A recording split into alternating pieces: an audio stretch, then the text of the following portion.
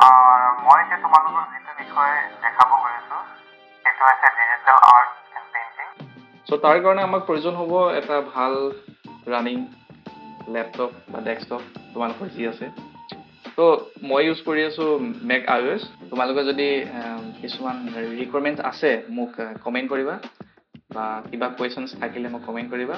আৰু মই ডিজিটেল পেডখনৰ কথা কৈছিলোঁ। ডিজিটেল পেডখন যিখন হৈছে ৱাকম CTL 0100, যিখন মই 5 বছৰৰ পৰা চলাই আছোঁ। বহুত ধুনীয়া চলে, দেখাটো বহুত কিউট হয়, মানে বহুত ধুনীয়া স্মুথ হয় আৰু তাৰ পেইন প্ৰেছাৰটো বহুত ভালকৈ কাম কৰে।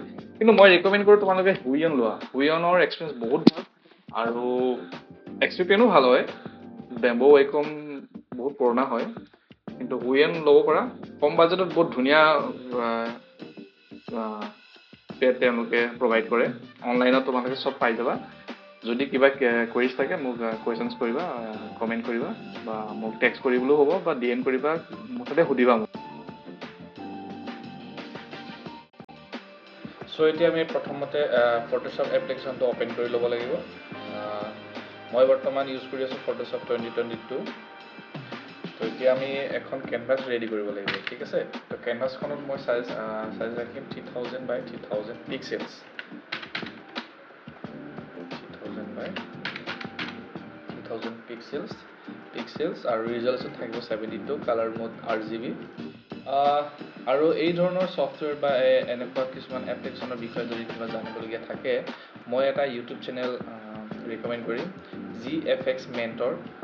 তো সেই চেনেলটোত তোমালোকে যিকোনো ধৰণৰ ছফ্টৱেৰ, ফটোশ্বপ, ইলাষ্ট্ৰেটৰ আৰু তোমালোকৰ ইচ্ছা অনুযায়ী যিকোনো ছফ্টৱেৰ বিষয়ে যদি কিবা শিকিবলগীয়া বা সেই ছফ্টৱেৰটো কেনেকৈ ইউজ কৰে, বেচিক্সৰ পৰা এডভান্সলৈকে গোটেইখিনি তাত ক্লিয়াৰ কৰি দিয়ে সেই ছাৰজনে। GFX Mentor ভালকৈ তোমালোকে ষ্টাডি কৰিব পাৰা। চ' এতিয়া আমি চাইজ, পিক্সেলছ, ৰিজল্যুশ্যনছ, কালাৰ মোড এইবোৰ সঠিকভাৱে ঠিক কৰি ল'লোঁ। তো এতিয়া আমি কেনভাছখন ক্ৰিয়েট কৰিম।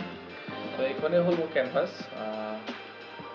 অলপমান কালাৰটো ডিম কৰি দিম, কিয়নো বগাটো বৰ চকুত লাগে।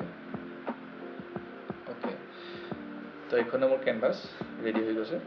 এতিয়া আমি এটা নতুন লেয়াৰ ল'ম। সেইটো লেয়াৰৰ নাম ৰাখিম আমি স্কেটছ, যিহেতু আমি স্কেটছৰ পৰা আৰম্ভ কৰিম কাম। আৰু তোমালোকে কাম কৰি গৈ থাকিবা, নতুন লেয়াৰ মানে লৈ গৈ থাকিবা য'ত তোমালোকৰ প্ৰয়োজন হ'ব, যিমান প্ৰয়োজন হ'ব। এইটো মই যদি কালাৰ লৈছোঁ, যিহেতু মই এইটো লেয়াৰ স্কেচ কৰিম বা এইটো লেয়াৰত কালাৰ কৰিম, তেনেকৈ তোমালোকে অৰ্গেনাইজ কৰি ল'বা, ঠিক আছে। তো এতিয়া মই এটা ব্ৰাছ ছিলেক্ট কৰিম। ব্ৰাছটো হ'ব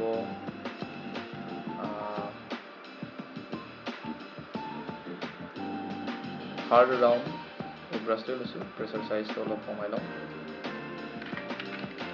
তো মই পইণ্টাৰটো অন কৰি লৈছোঁ আৰু প্ৰেছাৰটো অন কৰি লৈছোঁ, যিহেতু মোক ৰাফ স্কেটছৰ পৰা মই আৰম্ভ কৰিম। তো ইমান কালাৰ নালাগে, সেইটো আমি ব্ৰাছ ৰেডি হৈ গ'ল।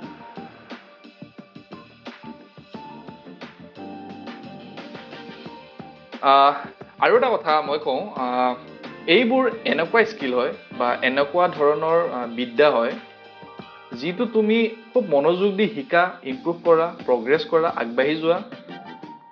তুমি এনেকুৱা এটা পৰ্যায়লৈ আহি যাবা বা এনেকুৱা এটা তুমি সময়ত উপস্থিত হৈ যাবা যে তোমাৰ কাৰণে বহুত স্ক'প, বহুত ৰাস্তা খোল খাই যাব। মানে এই ইণ্ডাষ্ট্ৰিটোত থকা কিছুমান মানে বহুত কোম্পানীজ হওক, কিবা অৰ্গেনাইজেশ্যন হওক, তো তেওঁলোকে হায়াৰ কৰে জাষ্ট ফৰ স্কিলৰ কাৰণে। মানে তোমাৰ স্কিল আছে, ক্ষমতা আছে, কৰিব পাৰা, তোমাক ডেফিনেটলি হায়াৰ কৰিব, ঠিক আছে। মানে এইটোৱে হয় ইয়াৰ ফাণ্ডাটো। এতিয়াতো গোটেই পৃথিৱীৰ ডেটা, ইনফৰমেশ্যন এইবোৰ চব আমাৰ হাততে আহি গ'ল। তো এইবোৰ ভালকৈ ইউজ কৰা, ব্যৱহাৰ কৰা, ইমপ্ৰুভ কৰা, মানে প্ৰগ্ৰেছ কৰিবৰ কাৰণে। মই ৰিকমেণ্ড কৰোঁ, প্ৰথমতে আমাৰ যিটো ড্ৰয়িং স্কিল হয় সেইটো আমি art school, art college, self taught বা আমি অনলাইনৰ পৰা, অনলাইনত বহুত ভাল হয়। চ' অনলাইনৰ পৰা হওক বা আৰ্ট স্কুল, যি সুবিধা হয় তাৰ পৰা আমি স্কিলটো বহুত ভালকৈ শিকি ল'ব লাগে বা বেচিক্স শ্বেপটো আমি ষ্ট্ৰং কৰিব লাগে। আমাৰ বেচিক্সটোৱে হৈছে কি, ড্ৰয়িং স্কিলটো চ' ড্ৰয়িং স্কিলটো যদি আমাৰ নাথাকে তেতিয়াহ'লে আমাৰ কোনো ভিজন নাথাকিব যে আমি এই স্কিলটো কিমান আপগ্ৰেড কৰিম বা এই স্কিলটো ক'ত প্ৰয়োজন হ'ব বা ইণ্ডাষ্ট্ৰি লেভেলত গ'লেও আমাৰ টুলছ আছে হাতত AI আছে কিন্তু আমাৰ স্কিল নাই ত' আমি তাত ফেইল হৈ যাম অবভিয়াছলি এতিয়া সময় হৈছে AI আমাক কাম বহুত সহজ কৰি তুলিছে কাৰণ আৰ্টিফিচিয়েল ইণ্টেলিজেন্স এনেকুৱা এটা বস্তু হয় যিটো তোমাৰ কামটো সহজ কৰি দিব বা তোমাৰ কামটো কৰাই দিব কিন্তু তোমাৰ কামটো কি হয় বা তোমাৰ ইমেজিনেশ্যনটো তোমাৰ ভিজনটো তোমাৰ থাকিব লাগিব নহ'লে তোমাৰ কি কাম কৰি দিব তোমাক ৰেণ্ডম কিবা কিবি দি দিব ৰেণ্ডম কিবা কিবি তোমাক ইমেজ জেনেৰেট কৰাই দিব কিন্তু সেই ইমেজটো বা সেই আৰ্টৱৰ্কটো তুমি ক'ত ইউজ কৰিবা তোমাৰ প্ৰয়োজন ক'ত হ'ব না নহ'বতো তোমাৰ যিটো প্ৰয়োজন আছে বা তুমি যিটো ইমেজিন কৰিছা বা তোমাৰ যিটো ক্ৰিয়েটিভিটি সেইটো থাকিলেহে তুমি AI লগত কাম কৰি এটা ভাল প্ৰডাক্ট উলিয়াব পাৰিবা অ'কে মই চেষ্টা কৰিম তোমালোকৰ আৰ্ট এণ্ড ড্ৰয়িং স্কিলটো কেনেকৈ ইম্প্ৰুভ কৰিব পাৰি কেনেকৈ আপগ্ৰেড কৰিব পাৰি তাৰ কাৰণে মই খুব ফ্ৰিকুৱেণ্টলি ভিডিঅ' লৈ আনিম বুলি প্ৰমিছ কৰিছোঁ ফৰ এক্সাম্পল তোমালোকৰ sketches colour treatment composition light and shade এইবোৰ ইম্প্ৰুভ কৰিবৰ কাৰণে মই ফ'কাছ কৰিম মষ্টলি ঠিক আছে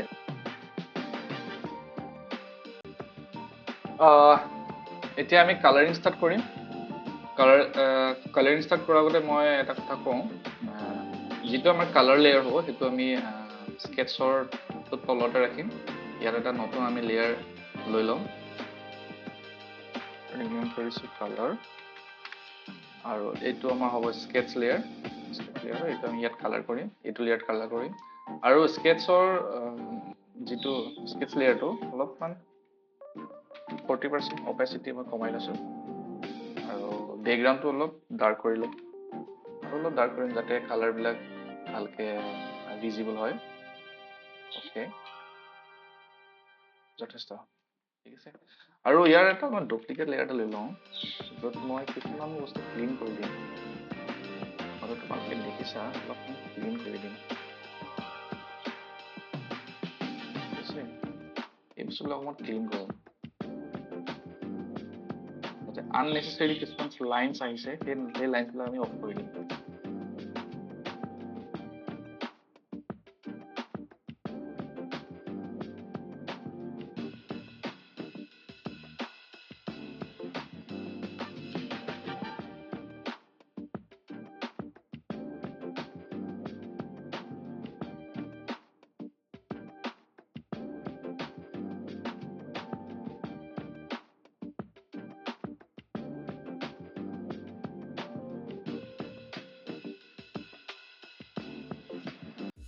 এতিয়া আমি লাইট এণ্ড শ্বেডছ এইবোৰ সঠিকভাৱে ব্যৱহাৰ কৰি অবজেক্টটো ভলিউম উলিয়াব চেষ্টা কৰিম ইয়াতে আমি বেলেগ বেলেগ কালাৰ ট্ৰিটমেণ্ট কৰিব লাগিব ওপৰৰ পাৰ্টটো আৰু এই পাৰ্টটো মেটেল হয় যিহেতু ইয়াত মেটেলৰ ট্ৰিটমেণ্ট কৰিব লাগিব আমি আৰু এই পাৰ্টটো উডেন হয় ইয়াত লেডাৰ ষ্ট্ৰিপ ৰেপ কৰি থোৱা আছে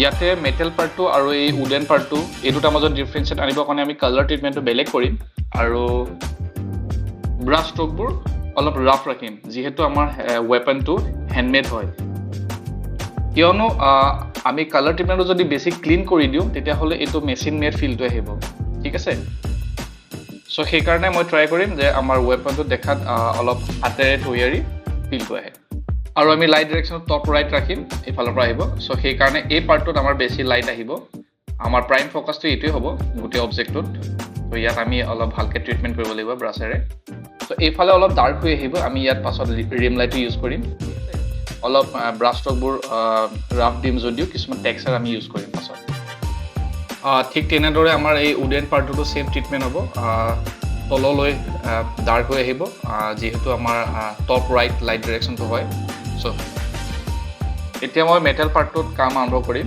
ইয়াৰ যিটো বেছ কালাৰ হয় তাৰ ডাৰ্ক টোনটো মই উলিয়াব চেষ্টা কৰিম ইয়াৰে ব্ৰাছ মোডটো মই মাল্টিপ্লাই কৰি লৈছোঁ ঠিক আছে চ' ষ্ট্ৰকবোৰ লাহে লাহে আৰম্ভ কৰিম ইয়াৰ পৰা মই ভাবিছোঁ চব ব্ৰাছ দি প্ৰথমতে ইয়াৰ শ্বেডোটো উলিয়াই লওঁ আৰু এতিয়া মই হাৰ্ড ব্ৰাছটো ইউজ কৰি কিছুমান ষ্ট্ৰকবোৰ ভিজিবল হোৱাকৈ মই দিব ট্ৰাই কৰিম লাহে লাহে মই কিছুমান ষ্ট্ৰক ৰাফ কৰিব ট্ৰাই কৰিম So basically মই ট্ৰাই কৰিম ইয়াৰ যিবিলাক কাটছ আছে ইয়াৰ ভাঁজবিলাক মই লাইট এণ্ড শ্বেডছ ইউজ কৰি ধুনীয়াকৈ উলিয়াব পাৰোঁ।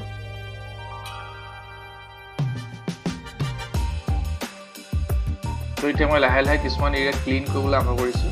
ব্ৰাছ মোডটো মই নৰ্মেল ৰাখিছোঁ। তো তললৈ মই অলপ চাৰ্ভ কৰিব লাগিব যিহেতু আমাৰ শ্বেপটো তললৈ অলপ পইণ্টি হয়। কিছুমান এৰিয়াত আমি ৰাফ ৰাখিব লাগিব। এতিয়া মই ফাৰ্ষ্ট ফ'কাছ কৰিছোঁ যাতে ইয়াৰ শ্বেপটো লাইট এণ্ড শ্বেড ইউজ কৰি আমি ভালকৈ উলিয়াব পাৰোঁ। এতিয়া এই তলৰ পাৰ্টটো আমি ডাৰ্ক কৰিব লাগিব। ইয়াৰ যিটো বেছ কালাৰ হয় সেই বেছ কালাৰটো আমি ইয়াত ইউজ কৰিব লাগিব, ডাৰ্ক টনত ইউজ কৰিব লাগিব এনেকৈ। তো ইয়াতে এটা ভাঁজ আছে, সেই ভাঁজটো আছে এইটো। যিহেতু এই ভাঁজটো আমি ভালকৈ দেখাব লাগিব, কিয়নো এই ভাঁজটো দেখাব পাৰিলেহে আমাৰ ৱেপনটো দেখাত সঠিক লাগিব। আৰু তললৈ আমি অলপ ডাৰ্ক কৰিম এই পাৰ্টটো। ইয়াতে এটা কাৰ্ভ আছে, সেই কাৰ্ভটো আমি উলিয়াব লাগিব। যিহেতু এই উডেন পাৰ্টটো ইয়াৰ মাজেদি সোমাই গৈছে, তো সেই পাৰ্টটো আমি দেখাব লাগিব।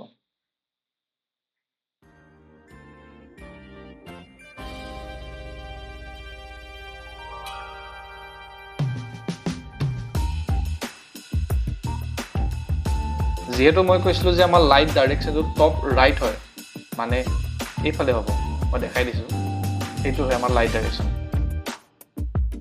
তো সেয়েহে এতিয়া আমি এই উডেন পাৰ্টটো কালাৰ কৰোঁতে এটা কথা মনত ৰাখিব লাগিব, আমি লেফ্ট ছাইডে ডাৰ্ক ৰাখিম। ইয়াৰ যিটো বেছ কালাৰ হয় সেইটো আমি ডাৰ্ক টোন ইউজ কৰিম। অলপমান ৰাইট ছাইডে ইউজ কৰিম যাতে ভলিউমটো ভালকৈ আমি দেখা পাওঁ। ঠিক আছে। তো এতিয়া আমি ব্ৰাছ মুডটো মাল্টিপ্লাই কৰি লৈছোঁ, অকণমান ডাৰ্কটো বেছি কৰিব কাৰণে।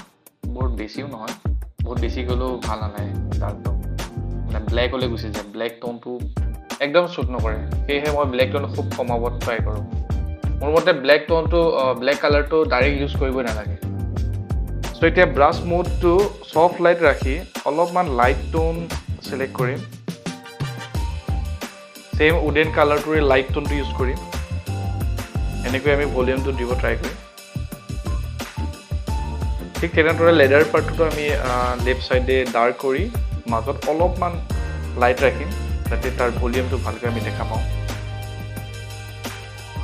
ঠিক তেনেদৰে মেটেল পাৰ্টটোত থকা সেই মাজৰ এৰিয়াটো ডেফ উলিয়াব লাগিব। চ' তাৰ কাৰণে আমি মেটেল কালাৰটোৰে ডাৰ্ক টোনটো ইউজ কৰিম। মাজৰ এই এৰিয়াটো মেটেলে হয়, খালি কালাৰটো বেলেগ।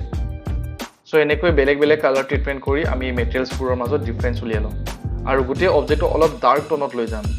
তেতিয়াহে আমি পাছত হাইলাইটছবোৰ ভালকৈ উলিয়াব পাৰিম।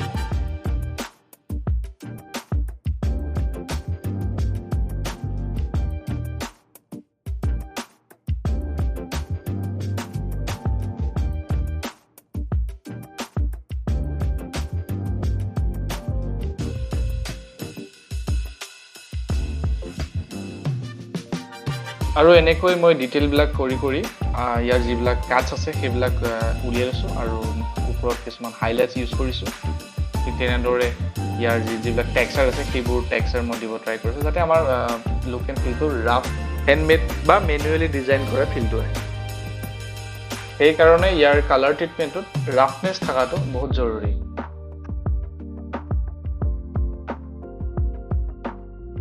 এতিয়া মই এটা নতুন লেয়াৰ ল'ম ৰিম লাইট ইউজ কৰিবৰ কাৰণে। মই যিহেতু অলৰেডি কৈছিলোঁ যে লেফ্ট ছাইডৰ পৰা মই অলপ ৰিম লাইট ইউজ কৰিম। এই লেয়াৰটো মই চবতকৈ ওপৰত ৰাখিছোঁ আৰু ইয়াৰ লেয়াৰ মোডটো মই অভাৰলে কৰি লৈছোঁ। কালাৰটো চিলেক্ট কৰিছোঁ অলপ য়েল' অৰেঞ্জ টিন। ব্ৰাছ মোডটো মই চফ্ট ব্ৰাছ ইউজ কৰিছোঁ। অলপ ডাঙৰ কৰি লাহে লাহে চফ্ট কৰি ঠিক তেনেদৰে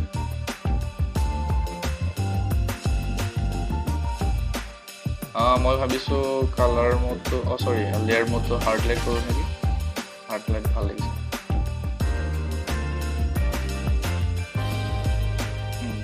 ঠিকে আছে। অলপ এডজত বেছিকৈ অলপ ষ্ট্ৰক হিচাপে দিওঁ।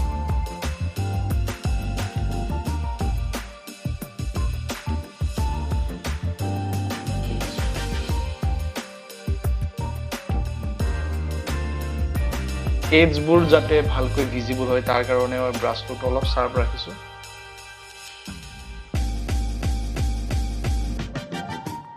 ঠিক তেনেদৰে মই উডেন পাৰ্টতো কৰিম, বাকীবোৰ পাৰ্টত মই ইউজ কৰিম ৰিম লাইটটো।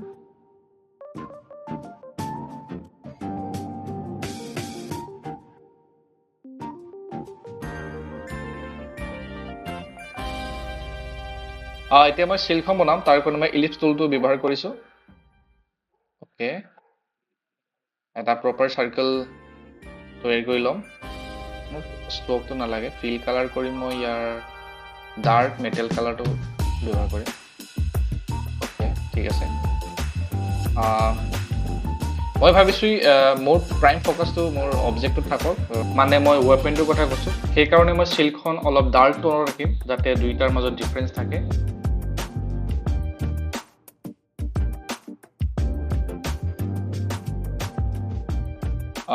শ্বেপটো অকণমান ডাঙৰ কৰি ল'ম। ঠিক আছে। মই ভাবিছোঁ শিলখনৰ কালাৰটোৰ লগত অবজেক্টটোৰ কালাৰটো মিল নাথাকক, মানে দুইটা ছেইম কালাৰ ট্ৰিটমেণ্ট নহওক। যিহেতু মোৰ প্ৰাইম ফ'কাছ অবজেক্টটোত আছে, চ' সেইকাৰণে মই শিলখন অকণমান ডাৰ্ক টোনতে ৰাখিম, তেতিয়া দেখাত ভাল হ'ব। মই শিলখনৰ আউটাৰ শ্বেপটো যিহেতু চাৰ্কেল হৈ আছে, প্ৰপাৰ চাৰ্কেল হৈ আছে, সেইটো মই ৰাখিব বিচৰা নাই, যিহেতু মই এখন শিল হেণ্ডমেড হয়। চ' তাৰ কাৰণে মই অলপ কাঠ ইউজ কৰিম। লেচৰ টুলটো মই ইউজ কৰিছোঁ তাৰ কাৰণে।